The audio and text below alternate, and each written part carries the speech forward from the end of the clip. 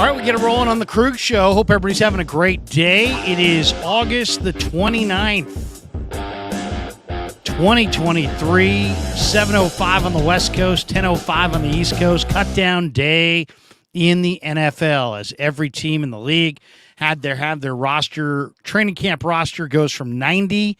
The active roster is 53, and today was the day. They used to make it gradual. First, you cut from 90 down to 75. Then it was 75 down to 53. They don't do it that way any longer. It's all at once. So today was a dramatic day around the NFL, a sad day for a lot of guys, the end of a dream for many, many people. And now that also means that real football is just around the corner. And a week from Sunday, the 49ers will be on the football field at Pittsburgh, the stadium formerly known as Heinz Field, for the Niners and the Steelers week one. And today we got a pretty good handle on the 53-man roster. All right, and we welcome in Raj from RSF 49ers, who we will do regular hits with this year. Raj, good to see you, man. How are you? I'm good, man. It's good to see you too, Larry. Good to be back. We're going to kind of make our regular thing regular again. But yeah, 53-man roster's out. It's exciting. It signals the way for the new season. It's sad for some guys, but they'll be back on the practice squad. I'm feeling great, but I could feel a little better if the 49ers were to pay Nick Bosa, but we'll talk about it. I'm feeling good otherwise. Yeah, we got to talk about it, because to me, if there's one area that just screams out TBD, more news coming, it was the roster cut down, and as it pertains to the defensive line in particular. Yeah. Why don't we start with the Trey Lance trade? Because you and I have not spoken since the trade. Last Friday, the deal was consummated. Lance to Dallas for a fourth-round pick in next year's draft.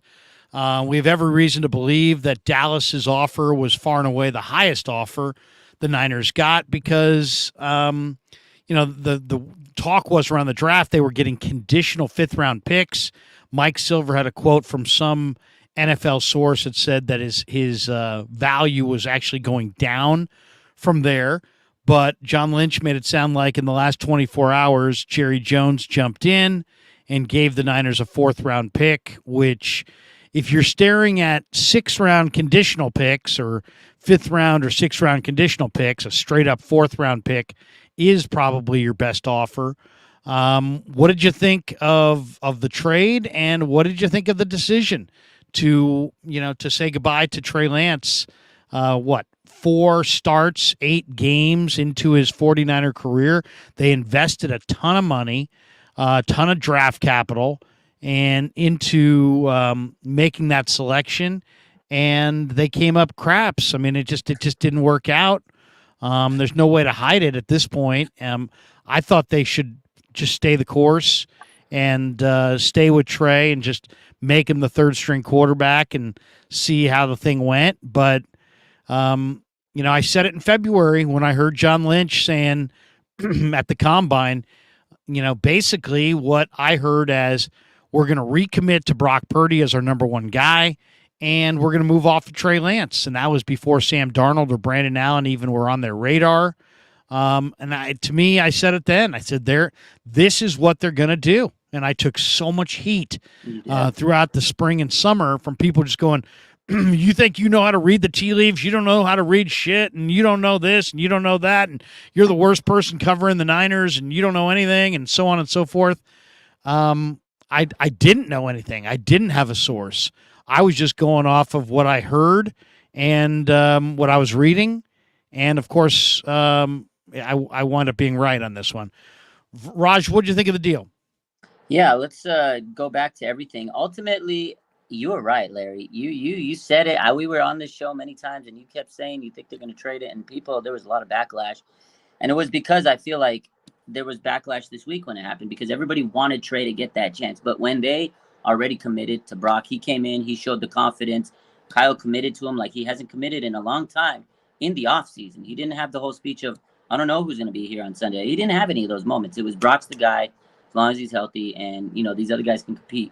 You brought in Sam Darnold. That should have been the writing on the wall, because now, you have this quarterback, Trey, who needs time. He needs time to develop. I love the kid, and I'm happy for Trey that he gets a second chance. Like I want him to get a chance because he needs to get that fresh start. He needed it. Over here, I think there was too much going on mentally for him. If he would have stayed on the roster, it would have just been a black cloud hanging. It would have been drama. If Brock goes down, you got to put in Trey, and then if they put in Sam, it's just going to be this whole confusion. I think they wanted to get rid of it, and it's not because they didn't like Trey. Kyle said he wanted to keep him at QB3, but Trey needed a clean slate. I remember last week when I heard about the QB2, QB3, Sam Darnold, Trey Lance, the whole fiasco.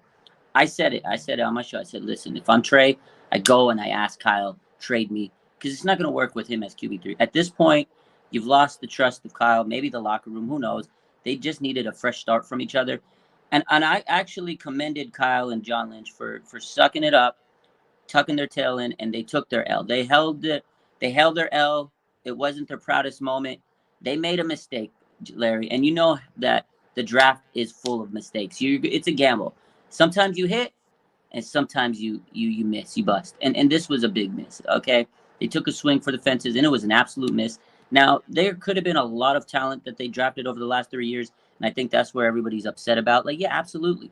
But you did hit on some other talent. You hit on Brock Purdy right now so far. He was the last pick in the draft. So it washes out, in my eyes, the quarterback's position. And now Brock needs to stay healthy. Like, he has to stay the course to stay healthy because that's never been Kyle's MO with the quarterback situation. It's always murky. But at the end of the day, I think it was the right move. It wasn't the best outcome when you drafted him from years ago. I think looking back, hindsight's 2020, you probably shouldn't have drafted him because he was always going to need that time. He was a raw quarterback then. He's still a raw quarterback now. You had a win-now roster then. You have a win-now roster now. So I feel like looking back, Kyle probably should have trusted his gut and went with Mac Jones, the pick that nobody wanted. He would have been roasted then, but 3 years later, Larry, he's still getting roasted. So ultimately, I think it was the right move. And also, if I'm Kyle and I go tell Sam Darnold that he was the QB3, let's flip it. Let's say that Trey Lance wants QB2, right? He's QB2, and Kyle has to have the talk with Sam Darnold. I don't think Sam Darnold wants to stay on the team either, so he's probably going to ask for a trade. So then it comes down to value. You probably get a little bit more value out of Trey Lance than Sam Darnold. It may not be a lot, but it is a little bit more. So at least you trade the guy that has a little bit more value because teams are going to value Trey because he does have a little bit of potential that's untapped. And teams might say, maybe we can turn him into his full potential. Where Sam Darnold, he's been in the league a few years. You kind of know what you have. And he was on free agency. People could have signed him if they wanted to. So I think ultimately that's how it played out. And it was a wild week, but I've accepted it. I've moved on. I hope Trey succeeds in the NFL. Well, here's the thing, though. If they had moved Darnold, people would have been like, well, yeah, you only got a whatever, 5th-round pick, 6th-round pick, maybe worse. But you didn't give up anything to get Darnold. So it would have been like, hey, you signed Darnold on one day for, money, and you got a draft pick out of it. Look at that. Way to go, Niners. But because they invested 3 number 1s and a number 3 in Trey Lance and then moved off for a 4th-round pick, I guess I got to ask the question, why the urgency to move off of him at this point? I mean, why now? Why now? Are you telling me that you couldn't have stuck Trey Lance as the 3rd-string quarterback? And this whole idea, it's like, did Trey really want out? Or did they say to him, hey, you know what? You're the 3rd-string guy, but we have another guy over here that we kind of prefer to be the 3rd-string guy. And, you can stay, but you know what? I'll give you professional advice. I think you ought to go. And, it's almost like, hey, it's like the guy who breaks up with the girl and he says, hey, babe, it ain't you. It's me. It's not you. You're great. You're perfect. I'm the heel. I don't deserve somebody as good as you. It's not you, honey. It's me. I mean, it's like, come on, that's bullshit. And this was bullshit. I don't really, I mean, why did the 49ers have to get rid of Trey Lance right now? I don't believe the excuse. I've never heard anybody explain or give me any real reason that they had to make the move now. Why do you think they made it now? Do you think it was because he's a great guy, So he's not going to be a distraction. No. And it plays like, well, he wanted out. Yeah, eventually in the 11th hour when, when your next quarterback's standing right there and everything's, he can read the tea leaves. He's not going to force himself on you against your will. But you know what I'm saying? It's like, don't you think he left not because he wanted to leave, but because he knew that they wanted him to leave? No, I honestly think, I Really? genuinely think that he just told Kyle, because when Kyle said, he told him like, "Hey, look, man, we're gonna go with Sam," like, and he took it back. Like he was emotional. Remember the reports where he was emotional? He apologized to them. Like, I feel like he just, like, maybe he felt like he let them down in a way, and maybe Kyle felt like he let him down in a way, because he says he felt like he let Trey down. He said it, and I think that's what Trey did. And today in his press conference with Dallas, he says, I felt like a huge smile was on my face. Brandon Ayuk yesterday said a weight was lifted off Trey's shoulders. I really think when it came down to it, with how everything was handled, I think honestly Trey Lance just says, you know what, this is so much for me. He's 20 years old. That's a lot of mental, you know, things to deal with. And maybe he just wasn't ready for it mentally. Maybe he just didn't have it. And maybe he wasn't confident in the 49ers. I honestly think that he just says, you know what, this might be best for me to ask for the trade. And again, I don't think that he would have been happy being third string in the 49ers, because I think every day he'd walk into that locker room, I think he would say, I'm better than Sam Darnold. And he'd have to walk in that locker room knowing that Sam Darnold's ahead of him. Whereas with the Dallas, he's starting new, so now he can go prove himself. And if they think he's better than Cooper Rush or Dak, then he's going to prove himself to them. And I think that's what he wanted. I honestly think, Larry, like, as much as we love Trey as the person, I think the 49ers also did this because they ripped the Band-Aid off and they said, you know what, in the past, we've held on to this for too long. With Jimmy, they held on to him for way too long, and they couldn't rip the Band-Aid off when they should have. And I think this time they may have learned from that and says, hey, we took an L. We got to own up to it. It was definitely. Well, let me ask you this then. I mean, because there's a lot of inconsistencies here. So you're saying that he's gone because he wanted to leave. So John Lynch is like, yeah, the story's not written for Trey. We still have a lot of confidence in Trey. Kyle Shanahan says, you know what? We really believe in Trey, and we still really believe in Trey. His time just ran out here. Don't you think that if they really thought that this player was going to be really, really good on the back end, there's no way they're trading him? Because they're basically making it so, like, if they don't win the Super Bowl, like, really quickly here in the next year or two with Brock Purdy, that eventually Trey Lance, according to them, is going to fulfill his potential, and aren't they going to get fired then? Absolutely. I mean, isn't John and Kyle going to be dumped by Jed in 3 years if Trey Lance becomes Patrick Mahomes Part 2 and the Niners haven't won the Super Bowl? It's possible. So if they really believe in him, aren't they? What are they doing? And why would you trade him to Dallas? It's like this organization doesn't learn its lesson. They traded Charles Haley to Dallas. Dallas became a dynasty. Now you're going to give Dallas, the third best team in the conference, your young ascending quarterback. Either they're lying to us about what they think about Trey's future, and they're just saying it for the heck of it, or they're not that bright. Because otherwise, if they really think that this guy's going to be great in the future, then why in the hell would you trade him to the Dallas Cowboys if you really believe he's going to be great in the future? You for all the stuff that you could say about, well, they owe it to Trey and they owe it to this, they owe it to themselves and their fan base and the owner that they work for to put the best team out there for the 49ers. So either they were disingenuous about their comments about Trey, or they made a bad decision. I think it's both. I think they could have been disingenuous, because you're not going to go up there and slam them. You already traded him. You already said he's the third quarterback. Like, why would they go up there and slam them? And also, PR spin, think about it. They're trading him. They don't want to sit there and, we just traded him. Good luck, Cowboys. He's trash. We can. Like, they're not right. I mean, I genuinely didn't expect them to rip him, but but you know what I'm saying? It's like, if you really either you think he's going to be really good, and then if you think he's going to be really good, the question has to be asked, why the hell are you trading him when you could stash him on your third?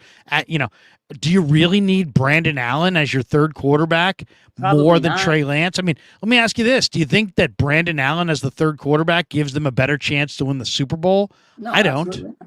Larry, I think right now, and this was what I said earlier, their quarterback room is worse this year than it was last year. I 100% agree with that. I 100%, that's my take. I could be wrong or not. I think it's worse this year. I think Brock Purdy's still a great. It's not on Brock.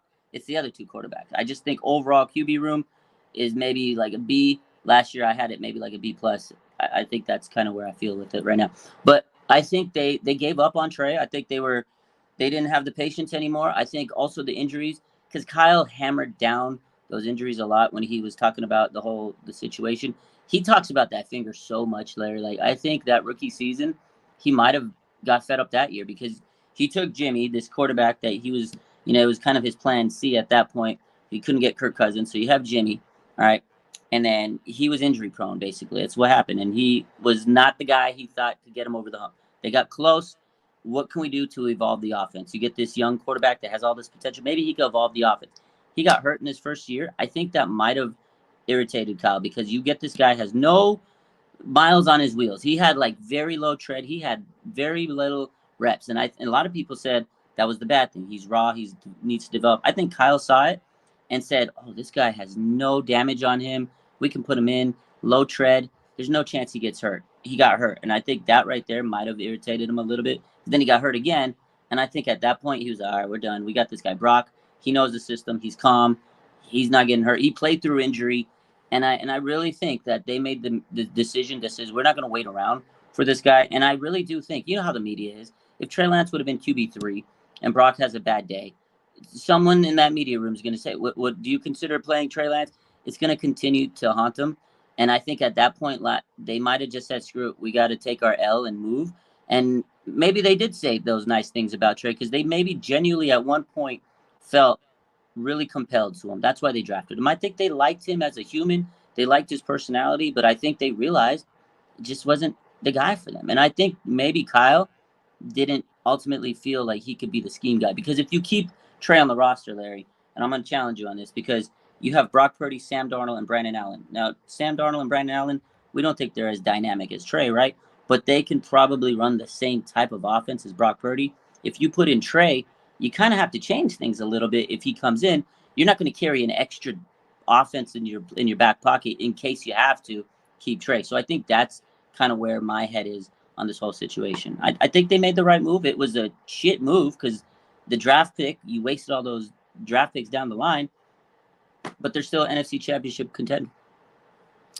It's just, and DJB says, Larry, you're comparing Trey to Charles Haley, who already was a proven commodity as a player.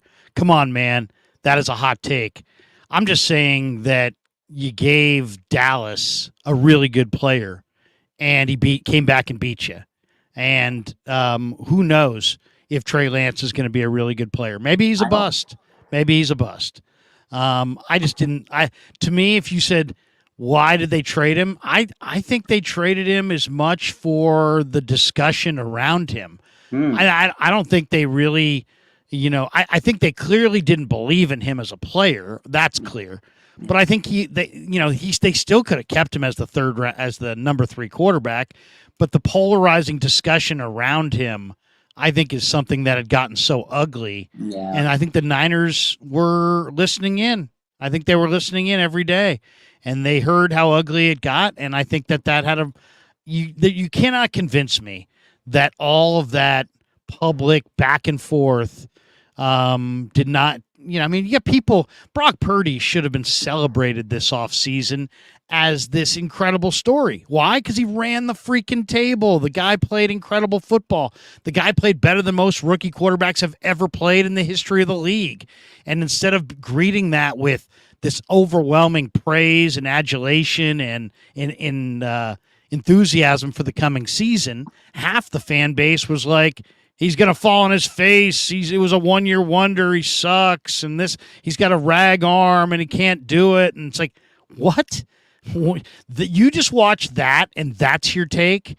And it's all because there was so many people pushing so hard for Trey Lance and dreaming the Trey Lance dream that it literally became this like flashpoint where everybody just became like, what side are you on, kind of a thing. And to me, it got really, really ugly. People calling other people racist and this and that. It just got really, really ugly. I think that had a lot to do with it. You don't think that had anything to do with it? You think it just was a football evaluation that he's not the right quarterback for us right now? Or at the very least, I thought, you know what? Trey's timeline for success and their timeline for winning a Super Bowl, they don't really add up. And for that reason, the Niners were going to move off. No, absolutely. And like I said, I think that was one of the issues, is because they didn't have time. They didn't have the patience to sit there and wait. He might need another 2 years, Larry. The Niners don't really have that with this roster, because if they sit around, twiddle their fingers, and wait to develop them, they may not win a Super Bowl. And they know that window's closing. Like you said, in 2-3 years, if they don't win, they could be on the hot seat. So I think that's part of it. And I think what you just said, too, before that, the whole, like, back and forth with the fan base, they're listening into it. And I think that, like I said, you don't want that black cloud to hang on over to the roster. I know for a fact that it probably lingers in the locker room and with this team, and they don't want that anymore. I think they got enough drama. They got the Nick Bosa drama. Now they got kicker drama. They got other drama they got to worry about. I don't think they want to have quarterback drama anymore. I mean, it's been their point of emphasis over the last several years is quarterback. I think they wanted to make this decision and hopefully be done with it. But I think all of those things you just said are definitely played a factor on top of everything else we talked about. I think it was not just one thing that made them trade it, because this was a big decision to go up and make the trade to go and do this. So it had to have been a big discussion, big decision to go in and do what they just did this last week. So I guarantee it was a multitude of factors, Larry. It was a wild – I just remember last week being one of the craziest weeks with the 49ers. And I've followed this team and covered this team for years. I mean, there was some 2014, the fallout of Harbaugh. That year was wild because everybody left. This one, it was pretty close. It was wild, man. That was a wild week. No doubt. All right, let's get to the cut down, and then let's actually, before we get to the cut down, let's talk Nick Bosa. Bosa remains unsigned. The season starts a week from Sunday. He's held out for almost 40 days at this point, and there's no end in sight. Who knows? I mean, there's a number of different reports out there. It's been a very quiet holdout. This has not been your acrimonious, loud holdout. This has been a quiet holdout. There was talk in the last 24 hours that his agent, in fact, Matt Barrows, went on 95.7 The Game and said that Bosa's agent could very well be using Tuesday's 1 p.m. Pacific deadline as leverage. And Barrows then added, I would worry about Bosa for sure. 49er general manager John Lynch said on Friday that he believes a deal gets done before week 1, but he also said we've got a lot of work to do. Mm-hmm. Pat McAfee on his show, Ian Rappaport, came on, and this is what Rappaport said. He said, they're not there yet, and I don't get the sense they're close at all. So I don't get the sense anything is imminent, but at least it sounds like there've been some level of conversation, I guess, which is as there should be. It's like there's been at least some touching base.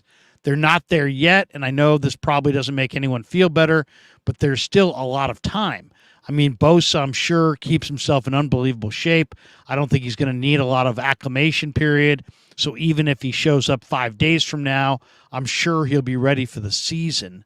I mean, everybody knows that he's in great shape. He's always in great shape. Rappaport went on to say he's going to make a lot of money. I feel very confident that if he signs a deal, he's going to be the highest paid edge rusher in the NFL. I feel very confident in that, of course, and he should be. It's just how high does he get? Does he get Aaron Donald money? Does he get the highest paid non-quarterback money? What does he get? And I think that's more of the question than are the 49ers going to pay him? All right, so that was the latest, but right before we went live here, my youngest son said to me, "Hey, Dad, have you seen this Reddit post on Nick Bosa?" And let's read a couple of these chats here. Eric Hernandez says, "What are the odds Bosa is traded? Season would be sunk before it started." Always Drip 805 says Larry Krueger, Bosa not looking like a team player. He's looking real selfish right now.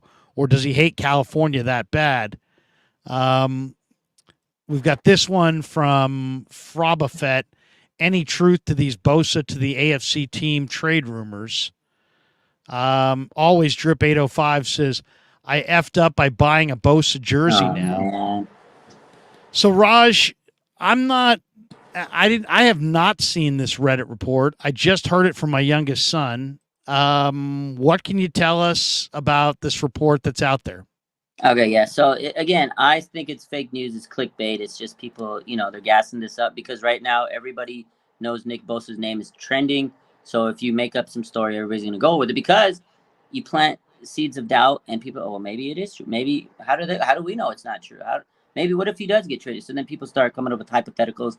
That's how these usually start. So anyways, this is what it was. It was some Reddit post, and then it made its way on Twitter, and everybody's freaking out. So I have the post in front of me. It says, I'm the same Redditor who broke the Christian McCaffrey to the 49ers trade news before it happened. This is a recent development, and it's happening right now. There has been a breakdown in negotiations between the 49ers and Nick Bosa. Bosa is asking for a lot more than the 49ers budgeted for and essentially has all the leverage in the current situation. 49ers are threatening to trade him to an unnamed AFC team if Bosa doesn't sign their current offer within the next week. Unnamed team prepared to pay Bosa what he wants. And then it says, reminder that similar situation happened with DeForest Buckner. They were far apart in numbers, and the 49ers cut ties. San Francisco reportedly has been working on parameters of a blockbuster trade for several weeks. So this is the Reddit. Take it for what it's worth, Larry. I think it's fake news, but they're hitting on points that pull at your heartstrings, a default, things that may have happened before. It could linger in the future because the 49ers have done this before. And according to, if you've kind of paid attention to the reports, like you said with Ian Rappaport, he did say there was a substantial offer, but the agent has said no to it. So, he's kind of playing off those reports, but I don't think anything is true to it. I do feel like there was maybe an offer, and the 49ers thought that he'd sign it because, remember, they said that they did budget for Nick Bosa. This was John Lynch several months ago, and I feel like the agent is still pushing for more, or maybe the time, like the years might be different from what the 49ers want to give. I don't know. I feel like there's something minor that just preventing these two sides from coming together. Well, that being said, first of all, the first time you hear trade, you're like, what? No. Yeah. There's no way they're going to trade Nick Bosa. On the other hand, anybody could be traded at any point. Mm-hmm. It's football. So, it's like no one player. If you have a quarterback that you're not trading Mahomes outside of Mahomes and a couple of franchise quarterbacks, I think everybody else in the league is fair game and could be traded. That all being said, who do you think would be knocking on their door? The Jets. If we're going to play the Jets are all in on this year. You can see that. But what would you even want? Seriously, if the Jets came knocking and you wanted to make a blockbuster trade with the Jets, what do you want in return? I don't want anything they have. I want Nick Bosa. I think, honestly, the 49ers are not a Super Bowl team without Nick Bosa. I'm not trading them for picks because those picks aren't going to play now, Larry. We have a quarterback, unless it's like there's rumors are saying maybe it's the Chargers, maybe it's something like that. But would the Chargers give us Justin Herbert? No, he just signed a mega contract. It just doesn't make sense. What would the 49ers need? They need their pass rusher, their star pass rusher is what they need. So it just doesn't make sense to me. And again, the Jets, they went all in. They've signed everybody they've wanted to. They have their team set. If it's for picks, that would be stupid. Would you trade him to the Jets for Will McDonald, from Iowa State, their outstanding young pass rusher and multiple picks? No, I want Nick Bosa. No, I know, but I'm just saying if you can't get him signed, I'm just thinking what's a fair trade? You got to have a defensive end coming back. Yeah, absolutely. Yeah. So that's perfectly clear. So you let them go to the Chargers, and they have, what do you want? You taking Khalil Mack? You taking the USC kid they just drafted, Tula Patulu or whatever his name is? Yeah. He's been pretty good. It's just you just can't win. You can't win on a trade like that. Yeah. It would just be the PR would be a nightmare. Oh, I mean, the morale of the team, I think, would take a major hit if you moved him. And then what would you want back? Him. You know what I mean? It's like yeah. the day you move him is the number one thing you're looking for is what you just left, what you just traded. Yeah. So to me, oh man, TJ Watt is the only fair compensation in the AFC. If he trades to the AFC, that's TJ Watt. even that wouldn't be fair. Not straight up. I mean, if it was the Chargers, I would want Bosa.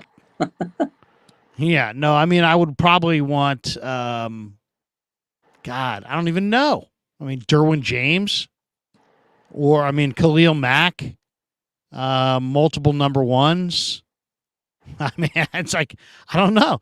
As far as the Jets, I'd want definitely Will McDonald the fourth, and probably Jermaine Johnson or something like that, and probably a couple number ones. Yeah. Maybe I'd want Sauce. Maybe you throw a Sauce. Would you trade him for Sauce? Not straight up. You got to give me more.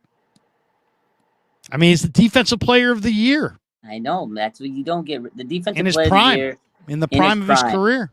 In his prime, Larry. God, I mean, that would just be a nightmare. They got to sign him. Well, here's one. How about Miami? Miami has not been able to sign Christian Wilkins. Would you take Jalen Phillips? Christian, he's a Florida guy.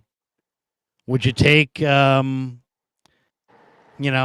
best deal you could get for Miami would be like, Christian Wilkins, Jalen Phillips, and Tyreek Hill or something like that? I don't know. I mean you'd have to get something huge in return, but I mean, I might do that. I might take, if I could get Tyreek Hill, Jalen Phillips, and Christian Wilkins, I might do that. That might be fair. Tyreek Hill with Debo and Brandon Ayuk. I mean, it's game over. I mean, Christian Wilkins is a damn good defensive lineman. There's no question about it. Jalen Phillips is a really good edge rusher. They don't want to pay Wilkins. Seems like they just extended Zach Sealer. So I don't know. I mean, it would probably have to be either Waddle and Hill plus two defensive linemen. You have to get a star edge rusher, because Nick Bosa is giving you 18 to 20 sacks. Like, his ability to set the edge and just put all that pressure on the quarterback is game changer, and you can't replace, like, this 49er defense is good. This 49er 53-man roster, when I saw it today, I was like, it's good, but it's not great because it doesn't have Nick Bosa on it. Once you put Nick Bosa on it, it's a Super Bowl roster. Without him, it's not a Super Bowl roster. It's a good roster. They'll win 10 games. They're not winning a Super Bowl with it. Maybe give him to D'Amico for what? Will Anderson? Will Anderson, Derek Stingley. Larry, if they trade him, I'm so done. I'm so done, Larry. I can't do it. I mean, seriously. It would just be it would set the whole vibe back. Oh my God. The Niners, oh my God. It would be so deflating, so incredibly deflating. I would love to hear the PR spin if they were to trade it. Wow. What would they say? That's why I don't know. I would love to hear it, because there's nothing you could. You wanted too much money? I mean, come on. There's nothing you could tell me to make it right. Pay the man. He deserves whatever he wants. At this point, defensive rookie. He's had a lot of injuries, though. Defensive player of the year, defensive rookie of the year. I'll say this, man. It's a risk either way. It's a risk if you pay him. It's a risk if you trade him. Yeah, you're right. I'd have to see what it looked like. I'd have to see what a trade looked like. But I mean, if you were moving him to Miami and you could get Wilkins, Jalen Phillips, and either Jalen Waddle or Tyreek Hill, I would, and maybe a pick, I would do it. But I needed to be wowed. I would have to be like, oh my God, they got a ton. It would have to be just a ridiculous trade package. You're trading the defensive player of the year in the league. coming off an 18.5 sack season in his prime. Oh my God, it would take a huge deal. I think he wants to be paid the highest non-quarterback in the league. I think that's where it's at. And part of me thinks that it could be the years. I think the Niners want to go 5 years. I think Bosa wants 4 because if he gets 4 years, he'll be 29. He could still get one more mega contract. Whereas with the 49ers, they get that 5th year. They can back end it. I don't know. I think that's kind of where it's at. But whatever it is, they need to get this done quick because next week's practice for the actual regular season, I kind of want to see Bosa in those, around the team around that time. Gosh, that would be just so hard to deal with. Maybe I'd want Jeffrey Simmons from Tennessee, something like that. I don't know, man. That one's tough because there's very few players that you'd be willing to trade Nick Bosa for. Yeah. All right, some of the supers here. Zachary Kelway says, "You said not to worry about Bosa. You are effing lazy, Larry. Love you, boy, but you're fucking lazy."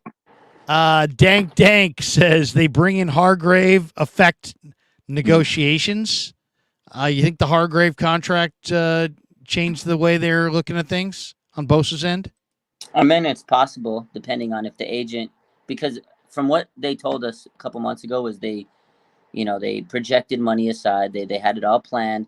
And I'm guessing you still were planning on getting Hargrave because you thought in your projections you can get Bosa. And now if the agent wants more, you probably were like, oh, we didn't expect it. So I think it had some effect, yeah. Because if your projections are we're going to pay Nick Bosa X amount and he wants Z now, X needs to make Z, and maybe it did. I think it possibly had. That's a good question, though.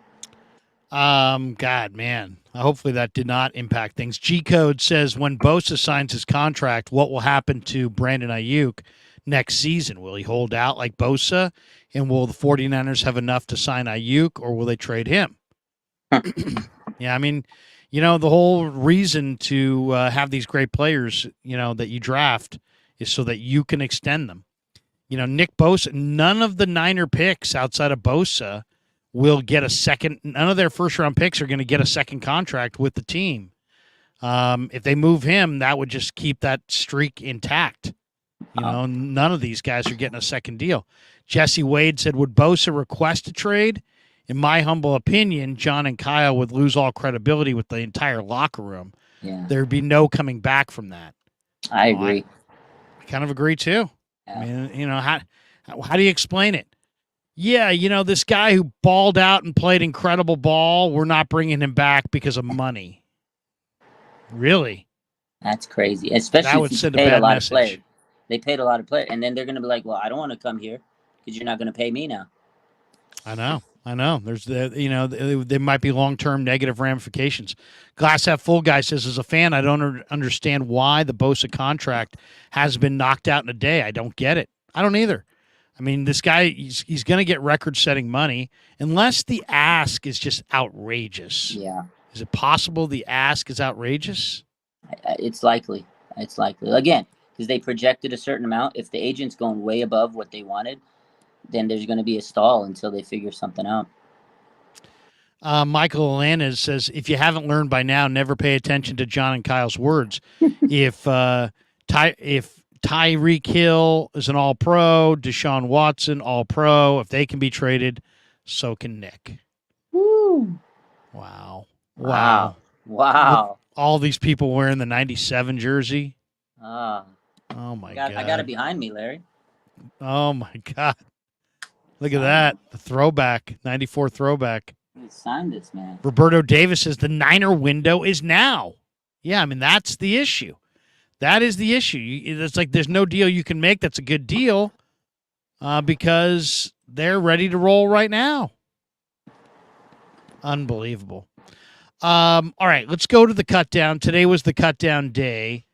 I was a little surprised. Let's go through this a little bit. Okay, so maybe I'll share screen since I have the Our Lads depth chart sitting right here.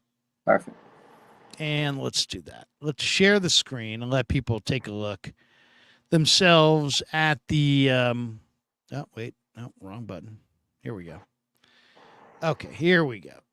Share screen, our lads. Boom. Here we go. There you go. Okay, so now we are staring at the 49ers depth chart right here. Let's start at quarterback. Okay, they went with three quarterbacks: Brock Purdy, Sam Darnold, Brandon Allen. No surprises there. No. It's funny because Kyle didn't even guarantee he was going to have a third quarterback on the roster when he was talking the other day, but obviously they opted to put Brandon Allen on the roster. Yeah. There were some good young quarterbacks like Max Duggan. Malik Cunningham was cut by the Patriots. Bailey Zappi got cut by the Patriots. There were some interesting quarterbacks, that are out there. Do you think they will try to put a young quarterback, a fourth quarterback on the practice squad? Yeah, maybe on the practice squad so they can learn and develop that maybe. But I would be very weary of Kyle Shanahan taking another quarterback right now because we know it takes the quarterbacks a long time to figure out the offense and this and that. So if they are, they're going to do it now and put them on the practice squad to take some time and develop. But I don't see it happening. Again, I think Kyle's happy with his three quarterbacks. They started all training camp. They were through the whole preseason. Kyle's really specific with his quarterbacks. So I don't think they're going to sign anybody. But I'd be intrigued if they did because there are some good young quarterbacks. Duggan, like you said, Zappi, Will Greer's out there. There's some decent names out there. Yeah, I like Malik Cunningham. I think he's he can run around. He's athletic as heck. I thought he looked good with the Patriots. I liked him at Louisville. I mean, to me, he would be nice. All right, so there's their three quarterbacks. Then let's move to running back. No surprises here. CMC, J.P. Mason, Ty Davis Price, Elijah Mitchell, and Juice. So they got the four running backs and the one fullback. Pretty much as we expected, right? I mean, no surprises there. Yeah, there's no surprise. This is pretty much the way I saw it. Nothing crazy. The one guy I will say that we didn't mention here, Jack Coletto, I think he'll make the practice squad. I think that is the future Kyle Juszczyk. He just needs to develop his blocking, and in 2 years you'll see him on the main roster. Yeah, I think maybe even one. Coletto just needs to, spend some time in an NFL weight room, get a little stronger, get a little bigger. But yeah, super smart. It'll be interesting to see if anybody picks him off. I doubt they will, and I think Coletto will find his way to the practice squad. So that's the running back room. That's the quarterback room. Mm-hmm. Now let's move to tight end. Tight end, they obviously have George Kittle. They had Cam Latu, but they put him on IR. They put him on IR before the cutdown, so he's done for the year, right? Yeah, red shirt. Yep, he's in a red shirt. They're redshirting Latu. And then I wanted to go with three tight ends and use that extra spot on a defensive player. They went with four: Kittle, Warner, Dwelly, and Braden Willis. I don't think they need four, especially since they have Juszczyk, who can, play tight end in a pinch. They have Juwan Jennings. He could be in the two tight end role as a flexed out, tight end off the line of scrimmage if they wanted to. I don't know. I would have picked between Warner and Dwelly, and I probably would have picked Warner. But Dwelly's fine. Because he's more of a receiver. But I think Braden Willis is better than Dwelly or Warner. I think Braden Willis is going to be tight end too. I wish they had gone three tight ends instead. They went four, and they always seem to go four with under Kyle. Yeah, Kyle loves the extra tight end. He liked the dual tight end sets. I think they went with Braden mainly. I thought Braden might have been on the roster bubble because he didn't do much in preseason, although he had a really good training camp. But I feel like Kyle looked at it and said, man, I drafted two tight ends. I can't have both of them not make this roster. So I think part of it was that. And they want to develop Braden Willis because I think he has some skills and they want to develop him. And the thing with Charlie Warner is he was going to make it because of his blocking skills. You got to give Kittle some time off and let him have some takes in between blocks. So Warner was going to make it for the blocking. Braden Willis has got the hands. But, Kittle does get hurt here and there. You got to keep an extra guy just in case. And I think that's where Ross Dwelly came in. Because whenever Kittle goes down, they usually put Ross Dwelly at that tight end spot. So I think Dwelly made it just because of roster politics and the potential of injury. Because George Kittle's boy is Ross Dwelly. He wears Ross Dwelly T-shirts to the game sometimes. So does he? Yeah, he well, does. I'll say this There's some about Dwelly. politics. Dwelly has lifted a lot of weights in the offseason. He's definitely bigger in the upper body. Yeah. Maybe he'll give you a better effort when he is asked to block. But I would have gone with 3 and used that roster spot somewhere else. All right, let's go to the wide receiver. Ayuk, Debo, Jennings, 1, 2, 3. Ronnie Bell clearly made this team, so that's 4. So they had 4. I thought they were going to go with 5 wide receivers. They went with 6 because they kept Ray and Danny Gray on the active roster. But won't they move those guys to IR now and shelve them? Yeah. What is that? I think they're going to shelve both those guys, aren't they? I think so, and I think the reason. And I was talking to Cam Inman last night. We were talking about this last night on my live. So if Ray and Danny he's been Gray, saying that Tay Martin was going to get the spot. I thought Tay was going to get it too, but I feel like this is what they're doing is, okay, they had to put Ray and Danny Gray on the roster now to put them on short-term IR, because if they do revert to injured reserve, now since they made the final roster, they can put them on a short-term, and it'll be a 4-week thing instead of an 8-week or whatnot. So I think that's what they had to do. So tomorrow we'll probably see them go to IR, maybe. And then after that, they can pick up any of the other receivers that did make it. Tay Martin, Chris Conley, Isaiah Winstead, whoever they feel was good enough to fill those last 2 roster spots. Or when we get to it, they have 2 guys that they didn't take on the defensive lineman. Maybe they can call those guys up. So I think it was more of a procedural type thing, keeping Ray and Danny right now. But overall, I mean, the first 3 receivers didn't surprise me. But, Ronnie Bell, congrats to Ronnie Bell, man. 7th round pick. He earned that spot for sure. Well, okay, here's the question. I think they're going to put them both on, as you said, the temporary IR. Mm-hmm. But I think they're only going to put 2 receivers on there, but they're only going to replace them with 1 receiver. Ooh, okay. And the question is this: is it Chris Conley, Tay Martin, Willie Snead, or is it from somebody from another team that got cut? The one thing that Kyle was perfectly clear about is he wants this last receiver to be somebody who's got big time speed. And when I asked him about it, I said, "How important is it, to have one guy who can run off the defense?" He said, "It's vitally important. Other teams know what you have and what you don't have." So Conley would be the fastest guy they have. Okay. If Conley's healthy, I could see them going with him. But there were some interesting guys who were cut around the league. Demetric Felton, the former UCLA running back, wide receiver, got cut by Cleveland. He runs well. Austin Watkins, who's a former Niner, he runs really well. He was cut. Jacob Harris was cut by Jacksonville. Simi Fehoko, the Stanford kid, was cut by Dallas. Trent Taylor, the Niners' old kick returner, was cut by Cincinnati. Dez Fitzpatrick was cut by Pittsburgh. I like Dez quite a bit. Shea Smith was cut by Carolina. I'm just looking at wide receivers. Bo Melton was cut by Green Bay. Anybody? Joseph Nada, who's Ayuk's buddy, who went to Clemson, got cut by Philly. He's kind of an interesting developmental type wide receiver. Who else? Amari Rogers got cut by the Colts. James Washington, Michael Strachan, both cut by the Colts. So there you go. I think, let me see. I got a couple more here. Shaq Davis cut by the Saints. The guy that I would have a lot of interest in, I probably would go try to sign Chris Conley, right? Yeah. But the guy that I would have a ton of interest in is Matt Landers, who got cut by Seattle, who played at Arkansas. He's a big 6'5" receiver who runs 4.3. I might go after Matt Landers just because I think he has more upside potential than Chris Conley. Conley's a veteran. 9 years, Landers is a rookie. Landers is a rookie at Arkansas. Yeah. But those would be the 2 guys I'd be looking at, Matt Landers or re-signing Chris Conley.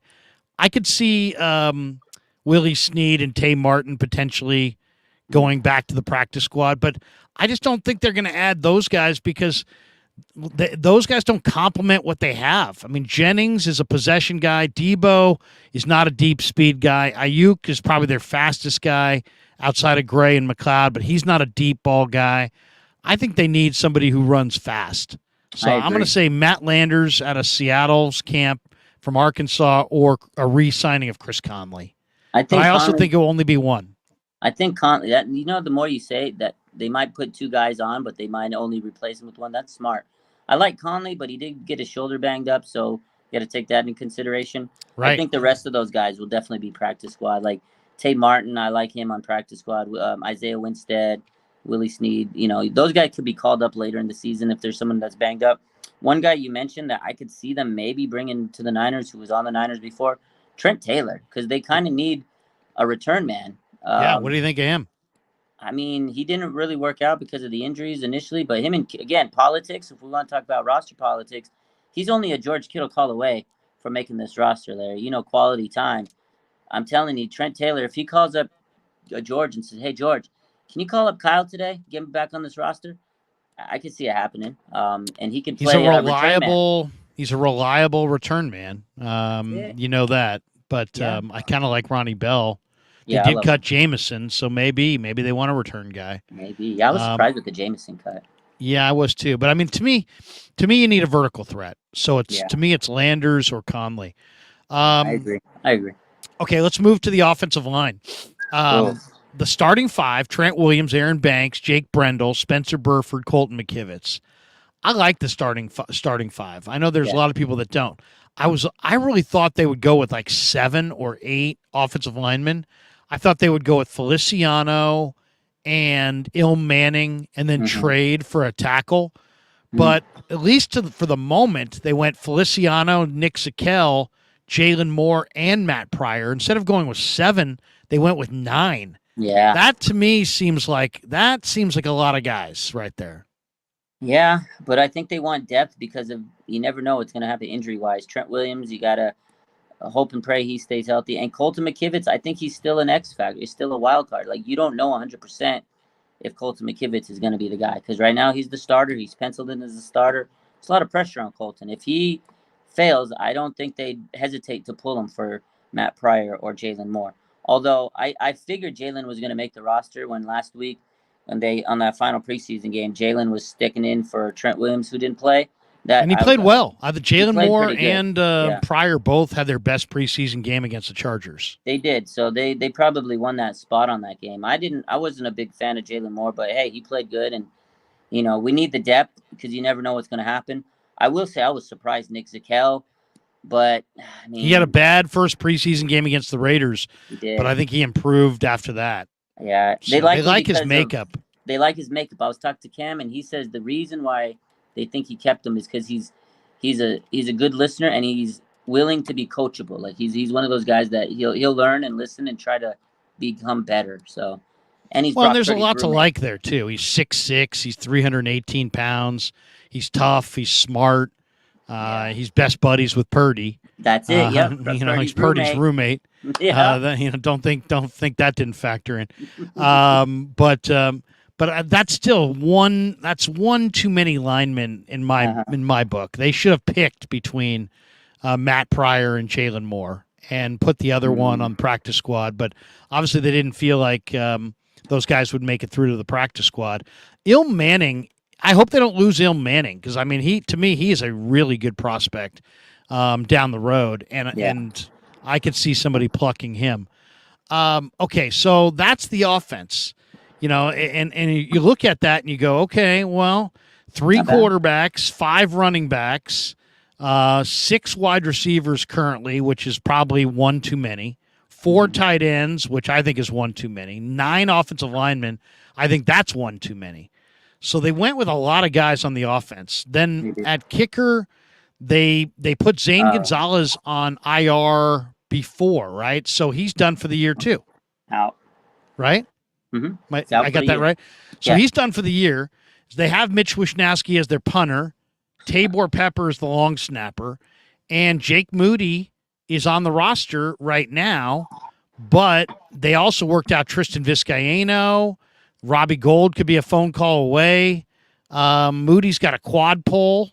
If he's not ready to, I mean, the one thing you can guarantee is if Moody's not ready to go, they will replace. It's not like they're just going to be like, we won't kick field goals week 1. They're going to have a kicker, right? They're going to have a kicker. So, what's your guess? Are they going to call Robbie Gould and put Moody on short-term IR set to return? No. Or do they go with Tristan Vizcaino? Yeah, I think what they'll do is if Moody's not ready for week 1, they'll stash him for a couple weeks, like you said, short-term IR or whatever the case is, and they'll bring in Vizcaino because and I would call Robbie. I think the fan base wants Robbie, but the thing is, if Robbie's coming, Larry, it's not rent a Robbie. It's not a 3-week. It's a year contract. Robbie's not coming in to play, to travel to SF and live in a hotel and be away from his family for a couple weeks. He's coming for a year. So why don't they just call Robbie and put Moody on the injured reserve and redshirt him for a year? They should. Who cares? But the Niners have already taken a lot of lumps. I feel like Kyle. They're in their championship window. You're really gonna try to introduce a rookie kicker who's already struggled and now has an injury. That's Kyle, man. He made this decision. He's gonna sleep in his mess. And I think if Moody isn't back, they'll bring back Vizcaino for a couple of weeks because he'll be cheaper, and you don't have to get him. You could rent a Vizcaino. You can't rent a Robbie. You could rent a Vizcaino. I just think this is my take on it, but I could be completely wrong. Maybe you're right. Maybe you swallow your pride and you say, Robbie, please come back. We're gonna ditch the rookie for this year. We'll pay you whatever you. Maybe they should do that, but I think they're going the other route. Raj, you got a good feel for the personalities and how everybody gets along. I mean, what do you think? Is there bad blood between Robbie and Shanahan? Is there bad blood between Robbie and the Niners? Seemed very arbitrary that they decided after, all these years to say, you know what? No. Was it a financial deal? Do you think there's more there? What's your guess? What are you hearing? Yeah, I think initially it was financial. I think that's why. Because Robbie said he was going to test the market, and the 49ers never made him an offer. So I think it was more of a mutual saying, okay, we both know that the money is going to be different from both parties. But I think over time, after Robbie probably sat there, saw them draft a kicker, saw them even not only just draft a kicker, they went and traded for Zane Gonzalez. They went and got him, still drafted a kicker. And then this week when they went and tried out Vizcaino and the other guy, if I'm Robbie, I'm reading the room and I'm saying, okay, they definitely don't want me. So I think at this point, it might be a little bit more personal than it may have been in the beginning. I think initially it was financial. But now, if I'm Robbie, why should I help this team? He just basically walked away from me. And he doesn't owe him anything. At this point, he doesn't owe him anything. Does he still want to play? I mean, I'm surprised not only he's not a Niner, I'm surprised he's not anything. He's just sitting at home. The guy has never missed in the playoffs. Nobody wants that guy? Really? I mean, maybe there wasn't offers. Maybe he looked and because I remember reading something from Mayoko about a month ago, and he said that he did want to play with the Niners. So something tells me that something changed, and I think that something is when the 49ers decided, hey, we're drafting a kicker. We're moving on. I think Robbie just said to hell with it, man. I'm sure there's going to be a team. I was surprised this week, though, with all because there was kicker frenzy these last couple of days. Holy smokes. I was surprised that nobody reached out to Robbie, or it wasn't reported at least. So yeah, I don't know why Robbie hasn't been. What did you think of the report that was out this morning saying that the 49ers were among the teams interested in trading for a kicker? I mean, if they traded for a kicker, I would have gone on the freaking I would have popped on for an impromptu live stream and just ripped them to shreds. 100%. I mean, seriously, you have a kicker who's never missed in the playoffs, and instead of just leaving well enough alone and bringing him on back, you got to use a 3rd-round draft choice, then trade for Zane Gonzalez, and then when they both get hurt, you're trading for another kicker. I mean, seriously, I got patience, but it wears thin at that point. I mean, I seriously would have ripped the hell out of it. I would have loved to have seen it. Oh, Larry, my God. At this point, Could you imagine that? Oh, and we've traded. Could you imagine if they traded the same 4th-round pick that they got for Trey Lance? Oh my God! For some Nick Folk or something like that. You know they would have traded the 4th-round pick in 2024 for the kicker just for the. Oh my God! Oh my that. I mean that. I'm already disgusted by the way they're. Just call Robbie. Tell Moody with his massive foot to sit this one out. Call Robbie. You're in your Super Bowl window. Call Robbie. He's never missed in the playoffs. Ever. My God. You know what? Ever. Larry, I think one reason why I think a team right now hasn't signed Robbie because he doesn't do kickoffs. And I think a team that signs him wants a guy that's going to be able to do it all. So the 49ers are okay with that because they know him. They have the history. You can have Mitch Wishnowsky do your kickoffs. But I don't think other teams would be too privy to that. Although he's clutch. I feel like maybe teams are like, okay, he's too old for us. But isn't it amazing, by the way, in a world that has Shohei Ohtani, so he's a hitter and a pitcher. There's not one guy in the NFL who's both a punter and a kicker. Can you imagine? Is it that specialized? You couldn't be a punter and a kicker, huh? Right? Did you see Mitch Wishnowski trying to make? Yeah, he was terrible. Oh, it was like me out there. I'm like, and I said the same thing. I was like, you kick the ball when you punt it. To me, it's the same concept. I don't get it. I mean, I feel like they could have done better if they had a tryout at 3:00 in the afternoon. Hey, Niner fans, you want to be involved in the preseason? You want to be a kicker tonight in preseason game number 3? Come out to the 50-yard line at 3:00, and whoever can stick it down the middle is going to be kicking tonight. I honestly thought that would have been awesome. I thought they were going to have like a real legit tryout because I know they tried out Vizcaíno and stuff. But Rohan this weekend, he tweeted out or he wrote an article, 49ers are holding tryouts for a kicker position. So in my mind, I'm thinking all these dudes are just going to line up at Levi's and work out for Kyle. I don't know why I had that in my mind. That would have been better. Just have these random people walk in, and you might find the next star. Well, Vizcaíno, by the way, is 3 for 3 in his Niner uniform. He kicked for them in 2020. Yeah, he's played. Can you? How many of Vizcaíno's teams can you name, Raj? I think he's been on the Patriots, right? Patriots, 49ers. I don't know who else he's been on. Cincinnati. Okay. Minnesota. Oh. Buffalo. Wow.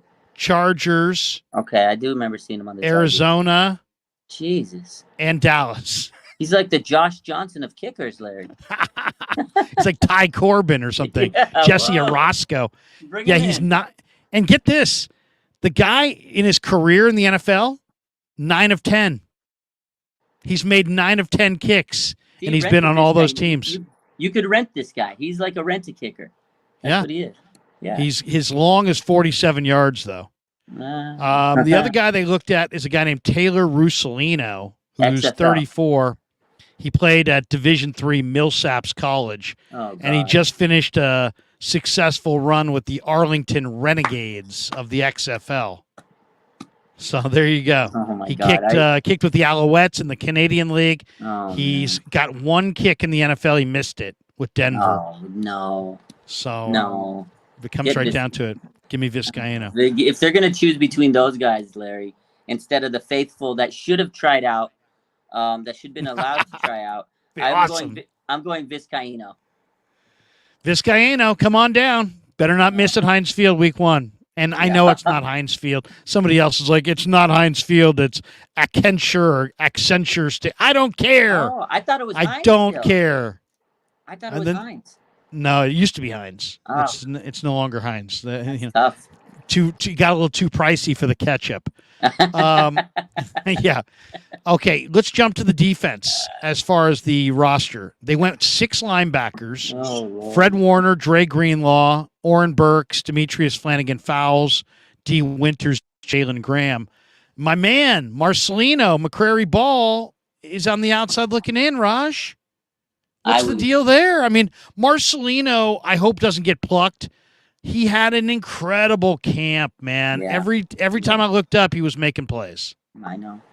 You and me both, Larry. How do you cut him? I was so surprised, but I think, again, a lot of this roster to me is roster politics because Oren Burks, special teamer, they love him for that. He's He is like the captain of special teams. Him and George Odom, and then the other guy that they kept over Marcelino. I had a feeling they were going to do this the other night when I was doing my roster prediction. I said it's going to come down to Demetrius Flanagan-Fowles and one of these younger guys, most likely Marcelino. And I said they're going to pick DFF. If it's up to me, I'm taking Marcelino. But again, DFF is that special teams guy, and he's best friends with Fred Warner and Dre Greenlaw. They train together in the offseason. They all have and the same trainer. And he did play well in the preseason, Raj. DFF had a sack. He had a sack in that last game. He's playing fast. He knows the defense. I got no problem with DFF, but I just wanted them to choose one between DFF and Burks, trade the other, and go with Marcelino. I said that too. I said they should have at least traded one of these linebackers because they have a wealth of linebackers. I don't want to see Marcelino get plucked because he's going to be good wherever he goes. Oh, I know. It's going to be really good. It's going to be really good. All right, let's go to the safety spot. To me, this is exactly the way I had it penned out on the first day of camp. Hufanga and Gibson as the starters, Odom and Jair Brown as the backups.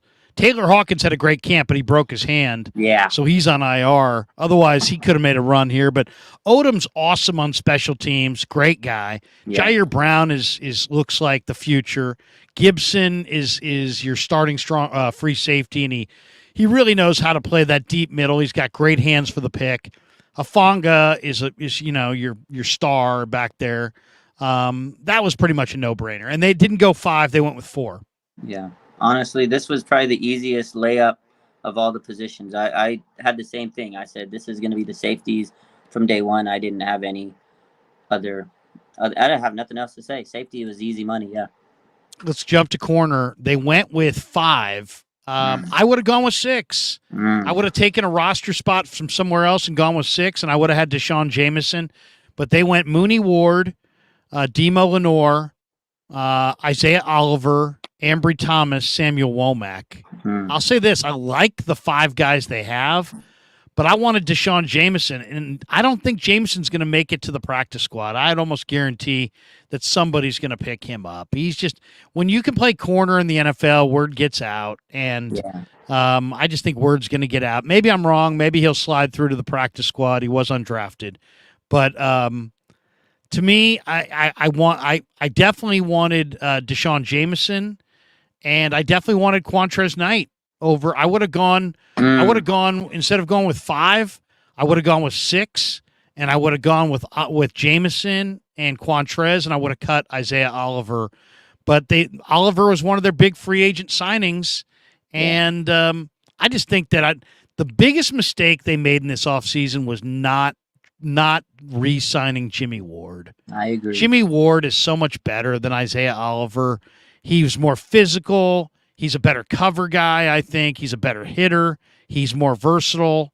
He's a tone-setting hitter. To me, they should have just ponied up for Jimmy Ward. Instead, they went with Oliver, and then they wound up cutting Quantrez. Quantrez outplayed Oliver. And Deshaun Jameson, I thought, outplayed both. Yeah. And to me, those 2 guys should have been on here. Instead, they went with Oliver. I mean, Oliver's not a nightmare, but he's not as good as Quantrez, in my opinion. I don't know about the not nightmare, because I've had some nightmares about Isaiah Oliver, Larry. I don't know about He's had a rough summer. Yeah, he's had a rough summer, and even they were so gung-ho on this guy. Wilk said he's the guy, he's the starter, best cornerback in the market, this and that, and then he changes his tune saying, oh, well, we're going to have to, rotate the nickel spot, and that's concerning to me. I would have walked away from Oliver, but I get it. You're paying him, $2.5 million guaranteed. I like Quantrez Knight, man. I feel like he got done dirty. That guy was a hitter, man. The guy was playing so good. He had such a good preseason. I hope he comes back and gets, back on the practice squad, but I could see him getting snatched. And Deshaun Jameson, same thing, man. This guy was undrafted. I feel like he had such a good preseason. I think they should have rewarded him. But, again, you spend all this cash on Oliver, and now it kind of comes back. You have to kind of see it through because you don't want to waste that. You've already taken a couple L's. You got to hold on to this one and see it through. It's unfortunate. I was surprised they kept Ambry Thomas, although the coaches really raved about him.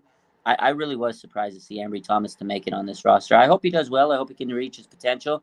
The other 3 guys, Mooney, Ward, Lenore, Womack, that was locks. They were great picks.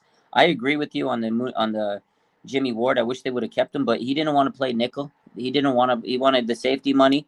It And got personal. It got personal. It did. That was another one, man. I mean, yeah. kiss and freaking make up.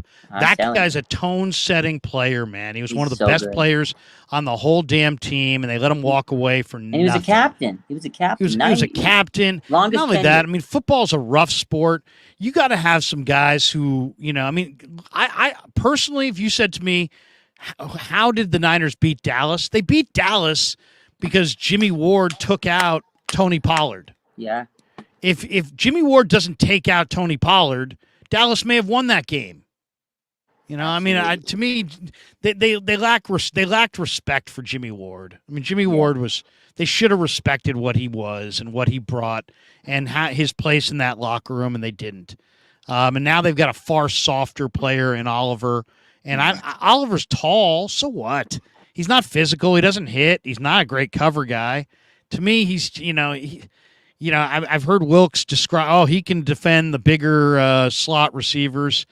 I'll take my chances with Lenore all day, every day over Oliver. Because here's the thing. To me, your best three corners are Mooney, Womack, and Lenore. Put them out there, and they are going to wind up putting him out there. Oliver's going to wind up being cut or riding the bench most of the year. That's my guess. Here's the thing, because if Oliver is your slot, you're telling me he's a slot, and he's so good to play these slot cornerbacks. The first two names that jumped to my mind of the 49ers in the NFC West, they got Tyler Lockett and Cooper Kupp. Are you kidding me? Isaiah Oliver, to match up with those two guys, he's going to get eaten alive in the slot from those guys. So, again, they're going to turn him into a pretzel. They really are a pretzel. They are. He's going to be turned around and twisted around. Those guys are going to be. It just reeks of broken plays and quick sixes. Isaiah Oliver, his lack of effort in that preseason opener against the Raiders on the Keelan Cole over route, where he's trailing the whole thing from behind. It's like, I mean, what happened? The way he played that, you would have swore he tore his hamstring off the bone. Wow. Instead, he's just like, he just lacked urgency. Didn't want to close on it. I mean, come on. Who doesn't close? Who gets burned by 3 steps and then with the ball in the air doesn't make up a step? He didn't, he didn't even make up 1 step. He just trailed that. It was just pitch and catch, really easy. And to me, I've watched every practice. I haven't seen him make more than 1 impressive play all year, all summer. He drops picks. Pathetic. He's not that physical. He's not a hitter. So, I mean, he's a tall, rangy slot corner. But, man, I don't know. To me, I'm not an Oliver fan. He seems like a nice guy, but to me, your best 3 are Womack, Lenore, and Mooney. Yeah. All right, let's get to the most controversial part of today's cutdown, and that we've saved the best for last here. The defensive line. Last year they went with 10. This year there's no Bosa right now. So right now you have Drake Jackson and Cleveland Farrell, Eric Armstead and Javon Hargrave. Those are your ones. That's 4. The only other guys they have are Kalia Davis, defensive tackle, Javon Kinlaw, defensive tackle, Kevin Givens, defensive tackle. So that's 7. So right now they have 5 defensive tackles, and Armstead and Hargrave are their starters, and they only have 3 defensive ends. Oh, Robert Beal. Farrell, Jackson, and Robert Beal. Yeah. Beal hasn't practiced more than 4 or 5 times all summer. Mm-hmm. He wasn't practicing yesterday, and he makes the roster? Crazy. And Kalia Davis, he didn't do much this offseason also because he was recovering from his ACL. I feel like those 2 guys, they didn't want to cut him because they thought they'd get claimed. Because they're draft picks? Yeah, but you're absolutely right. You have Kerry Hyder and Austin Bryant, who you cut. I know you're saying you're bringing them back, but right now this defensive line to me lacks edge depth. And me and you talked about this all offseason, Larry. Edge depth was something I'm a little worried about. And I know Nick Bosa still hasn't been signed, so. Whew. First of all, you took Kinlaw over T.Y. McGill and Marlon Davidson, 2 guys that badly outplayed him. Yeah. Badly outplayed him. So that sends a weird message. Kalia Davis wasn't even on the field most of the summer. but he's good enough to beat out T.Y. McGill and Marlon Davidson. Now, I like Kalia Davis, and I thought he did some really good things in this game against the Chargers, and he definitely has movement ability. You know, I've been touting Kalia as special for, over a year now, so everybody knows how I feel about him as far as his talent. He's 320 pounds, and he's fast. So I like him. In a one-gap penetrating scheme, I like him. But to me, watching the 49ers run D, I mean, they have 5 defensive tackles, 3 defensive ends, and yet I don't know that they have a plugger in the middle. Like, Armstead is their best against the run. The last 2 games against the 49ers in the preseason, the Chargers and Broncos ran for 6.5 yards a carry. So the Niners, I mean, Kinlaw, looks good, and he has some plays when he's fresh, and I guess he's improved. But man, he didn't make any real tackles. He doesn't sack the quarterback. We know that. He's got 1.5 sacks in his entire career. So he's not a pass rusher, and he doesn't really anchor inside against the run. And he played a lot of snaps the last couple of games when the other teams were running it right through the A gap with consistency. So I don't see what Kinlaw is getting done out there. He looks good in the uniform, but he doesn't get a lot done. And then Beal had an amazing rep in practice this summer where he beat Trent Williams with a speed rush, and it was breathtaking. It was like, oh my God, look at that. He dipped the shoulder. He flattened to the quarterback. He was sitting in Brock Purdy's lap in 2 steps, and he did it against Trent. And I think everybody went, whoa. But then he didn't play the rest of the summer. I mean, literally has not played for weeks with a hamstring. Yeah. So I was thinking they were going to go 10 deep on the defensive line.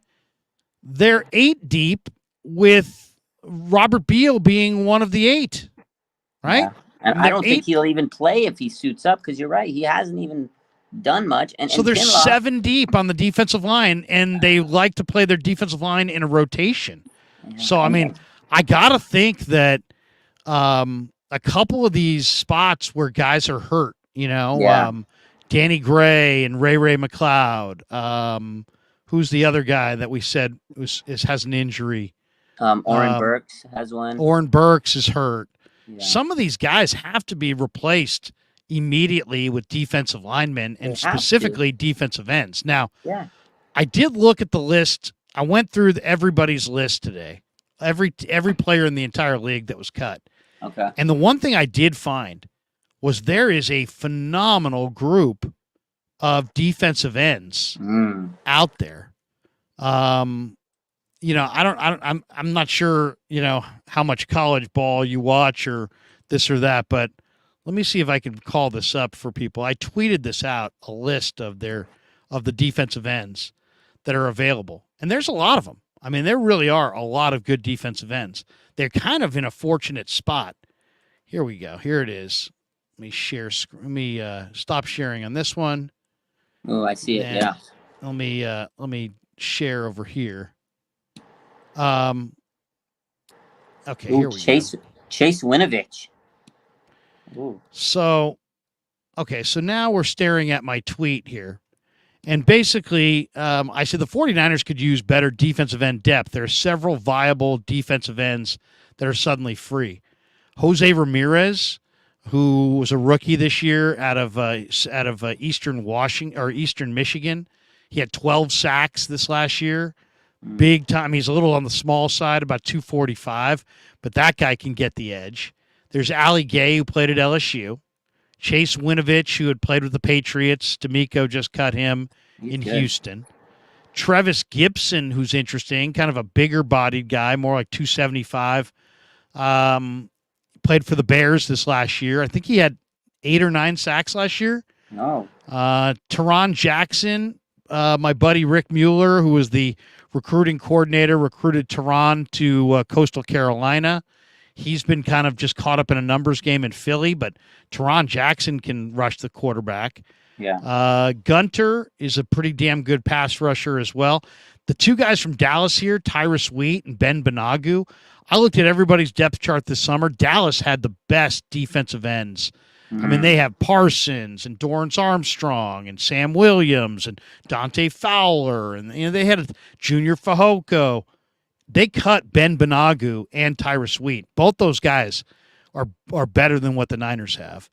Brevin Allen went to Campbell. He was just in here this weekend with the Chargers. Lonnie Phelps is a rookie out of Kansas. Habakkuk Baldonado is, I think, from Spain, but he played at Pitt. He's a talent as well, 6'5", 265. So, I mean, they have options there. They could go with a veteran like Winovich or Gibson. You could go with a rookie. I would go with Tyrus Wheat and Jose Ramirez. But, I mean, there's definitely some options there at defensive end. But, I mean, I think we're going to have to see in the next 24 hours the 49ers take a couple of these injured guys, put them on IR, and go sign defensive ends. Otherwise, I mean, come on, they're going to go into week one against the Steelers with no Bosa and all, just Farrell and Drake and Beal. No way. Yeah, not making sense. We said it before the season started that defensive end seems lacking, and just seeing this roster today, I was not blown away because everybody thinks, the 49ers and their defensive line, it's so stout. Like, yeah, okay, Hargrave's there. I love it. Armstead's there. After that, I'm not really wowed by this defensive line. Javon Kinlaw, the man is so bad against the run, and I think, to me, our weakness is playing the run. Like you mentioned, 6 yards a carry. We were getting gashed in the preseason. Now, I know it's preseason and starters didn't play a lot, but it just didn't give me a lot of inspiration seeing them play this preseason. I feel like the run game is where they're going to struggle. They still had a hard time playing against the mobile quarterback. Kinlaw has never proven that he can be a viable pass rusher, like you said. I think he should have got cut. I think they should have swallowed the pride, taken the L like they do with Lance. But I think, again, there's a lot of moves that they could have made, but I think they had their ego on the line and their pride on the line, and they ended up not. And again, I still think that Kerry Hyder and Austin Bryant somehow find their way back. They could play edge. Kerry Hyder could play inside outside, so maybe they'll find their way back on the team. That's better depth. Robert Beal was the only thing I'd say about Hyder, Raj, is that Hyder I love Hyder, right? Great guy, great motor. Yeah. I just felt like he looked old this summer. He did. He looked old, and it's like he's got a motor, but he's not an edge rusher, and not a fast one. Not an edge rusher that puts heat on somebody. I'd rather see them go with one of these young cats and I like Jose Ramirez and develop. Yeah, I mean Jose Ramirez, 12 sacks, 12. Yeah, he's nice. I mean, I like but he's 240 pounds. See, that's the one thing. I mean, the Niners typically want guys who are closer to 270. That's why Gibson maybe makes sense. Maybe Winovich. And then there's also a bunch of guys who could get traded. Chase on and a bunch of guys who are may get dealt here in the next few days. But all I would say to Niner fans is, obviously Bosa is the one we're all waiting on.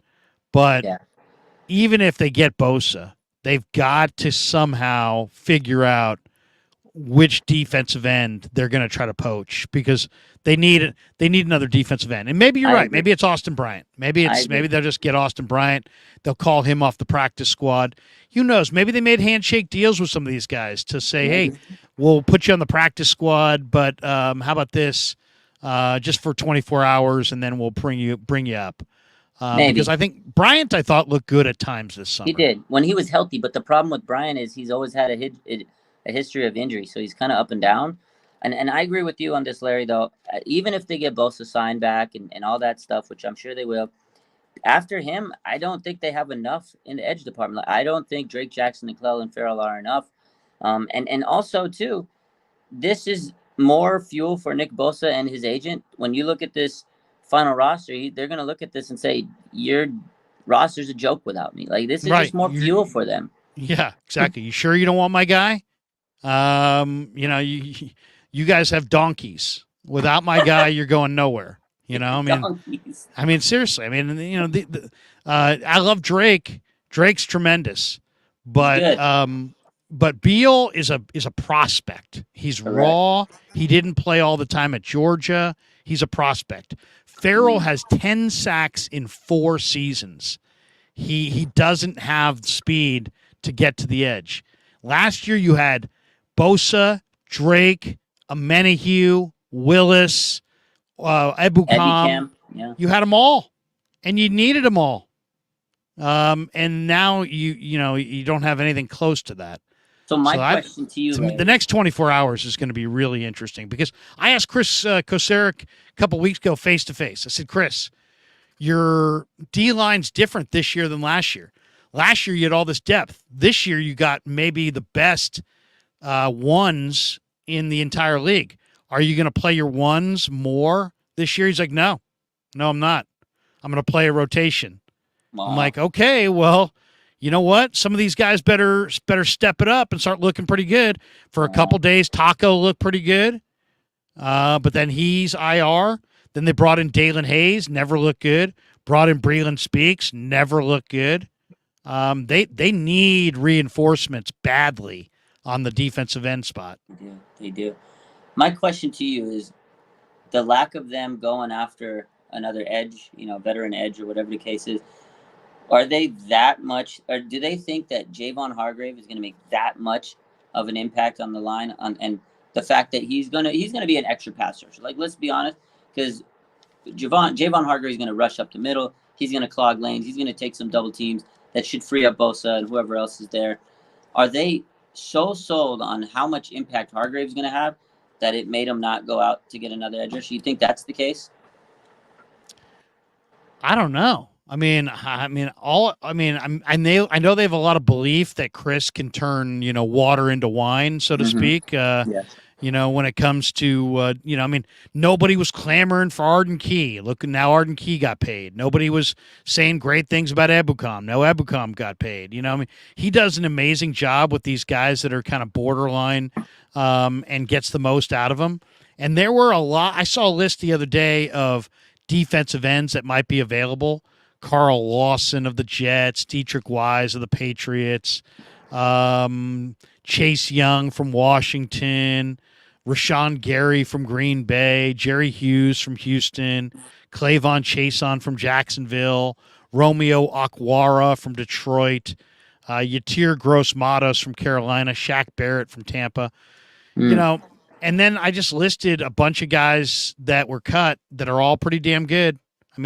Tyrus Wheat and Banagu, who just got cut by Dallas, I take those guys in a heartbeat. So there's options out there. The cupboard is not bare, but they better get to work on signing a couple of these guys because they're thin. They're really, really thin. And we haven't even seen injuries happen. They're thin without injuries. If there's basic injuries, they could be super depleted really quick. So that's, to me, what they do in the next couple of days will be about the defensive front. Danker says, makes a super chat. He says, let's see if I can put this in there. There we go. He says, or is this a Niners smokescreen to change the quarterback narrative? Just a thought. You never know. Let's hope. Let's go. This one from Dank. He says, Larry likes these hybrid big wide receiver tight end types. He does. Larry likes good football players in any shape or size. I don't care if you're 5 feet tall. I don't care if you got 3 fingers and 1 ass cheek. I'm going to kick your ass. Remember, that was the Dan Campbell. Remember Dan Campbell from Hard Knocks? I love Dan Campbell. Dan Campbell's the best. He's good. Stephen Pryor says, Jordan Willis and Alex Leatherwood are now available. Thoughts? Who would the 49ers pick up tomorrow morning? Oh, go get Jordan Willis. Is Jordan Willis cut? Is he available? Go bring him No. back. Check that list. I'm Did Jordan Willis right get cut? If Jordan Willis is cut, I'm sending my private plane for him right now. I'm doing it right now. Check that Raiders. Some 45. Okay, Matt Miyoko tweeted earlier today. Former 49ers cut today. Jordan Willis is on the list. Yeah. Oh, there's no doubt he's coming back. Wow. Jordan Willis is better than Austin Bryant. Absolutely. Kerry Hyder, Beal. He's better than all those guys. Bring him back. Holy smokes. We might get Jordan Willis back on the roster. Leatherwood, not so much. He's probably a guard. He's been miscast as a tackle. Probably not Leatherwood. But Jordan Willis, hell yes. In Yeah. fact, I'd almost be willing to almost guarantee they've already contacted Jordan Willis. I'm gonna make the graphic right now. Get it ready for tomorrow. Seriously, get that graphic ready. Jordan Willis.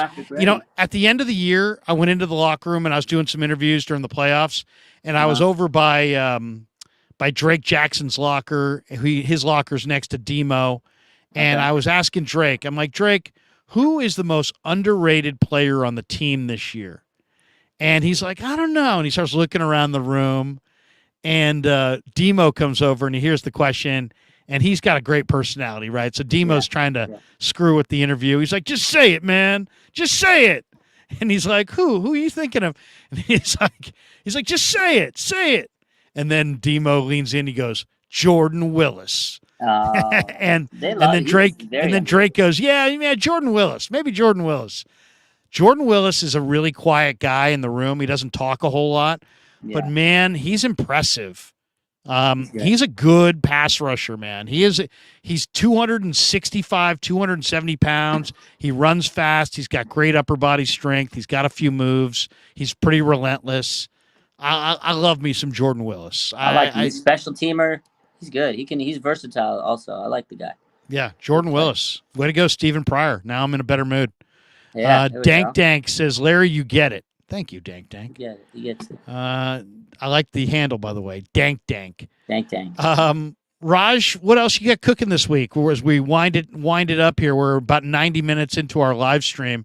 So basically, just to sum this up on the roster, there were some surprises today. I mean, there definitely were some surprises.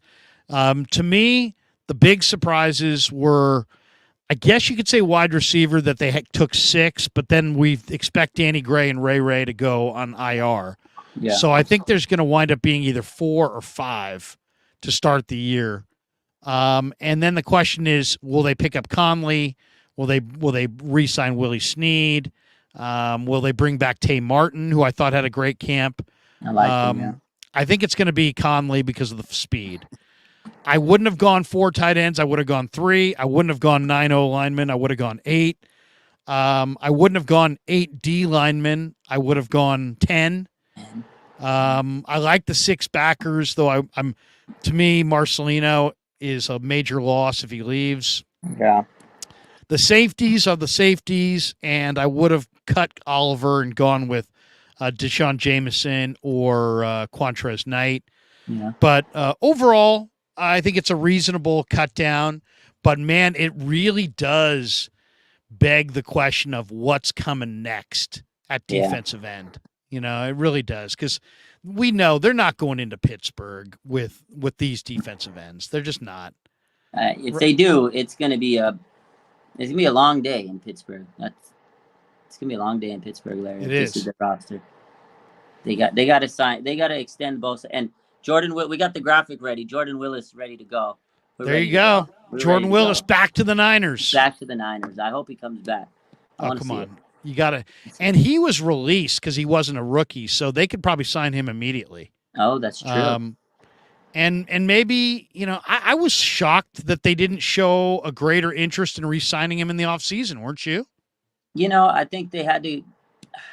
I wasn't too shocked because they had to cut some money this offseason. I think knowing that they went and got Hargrave, I think that makes sense to me. They had to save some money to clear for that. And again, they did project money for Bosa.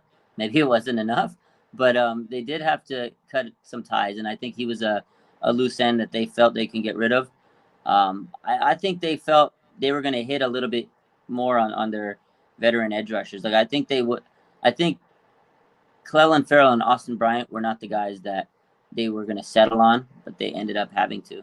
So, Raj, by the way, this just in: top 8 Giants Reds.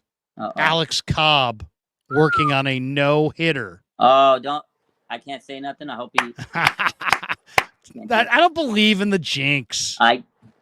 Do you believe in the jinx? I hope he gets it. I play baseball. I believe in the jinx. Yes, I do. You do believe in the jinx. Absolutely. There we go. We got this one. Lou Marson says, Larry Cobb still has the no through 8. Let's get fired up. He's at 114 pitches. It sounds like Gabe Kapler may take him out. Get him. Let's get it. No. I get. Come on, it's time to go. It's time to go. 114 pitches is a lot. Oh my God! All right, I'm going to go watch the end of the Giants game. Raj, good stuff, my man. We'll talk to you next week. Yes, sir. We'll get a regular time slot. I'm looking forward to talking a lot of Niners with you this year. Tell people about your channel, and everybody go like and subscribe over at Raj's channel. Raj, tell them how they can do it. Yeah, just RSF 49ers on YouTube, Instagram, Twitter, pretty much all platforms. We keep all the news up to date. We go live on the YouTube. We're here with Larry. I'm excited for another year. So if you followed me on all the other platforms, then you know where to go. RSF 49ers. That's all you got to do. You're the man, Raj. Keep it rolling, brother. We'll talk to you next week. Appreciate you, Larry. Take care. There you go. The great Raj in the house. All right. Thanks to our sponsors, our brand new sponsor, Marin Auto Glass. Check them out on the web, marinautoglass.com. 415-883-3030. New York style Italian sausage. The only kind of Italian sausage that I will eat is New York style Italian sausage. That's the only kind of sausage. I won't even think about eating any other kind of sausage. I only eat New York style Italian sausage.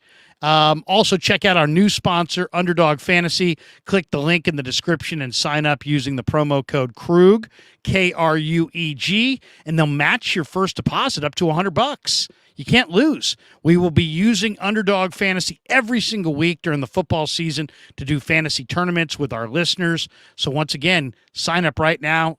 Underdog.com. Fantasy promo code is Krueg, Krueg, and they will match your first $100 at underdog.com. And also thanks to our title sponsor, Pig and a Pickle, the best barbecue in all of Northern California.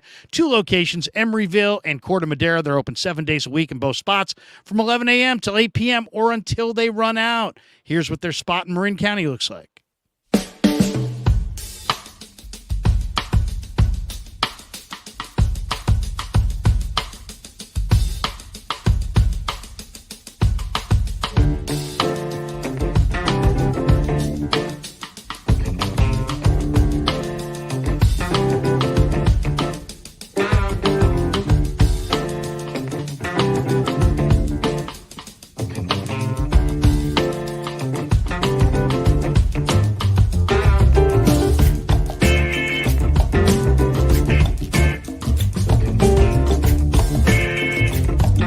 So New York style sausage was started over 70 years ago.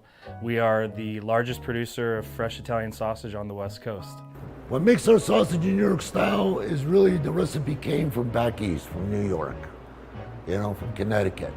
If you look at all of our labels, there's maximum 4 or 5 ingredients, which we're really proud of. There's no preservatives, no MSG, fresh in, fresh out. The pork comes in fresh, goes out fresh. There's never any freezing throughout the process. We've always used fine quality cuts. We're never gonna deter from that. It's one of the reasons why our sausage is so good. I guarantee you put our sausage up against anybody else's from a flavor standpoint, no one will beat it, hands down. Hey, do yourself a favor and do me a favor. Go buy a package of the New York style Italian sausage. Guaranteed you will love it, guaranteed.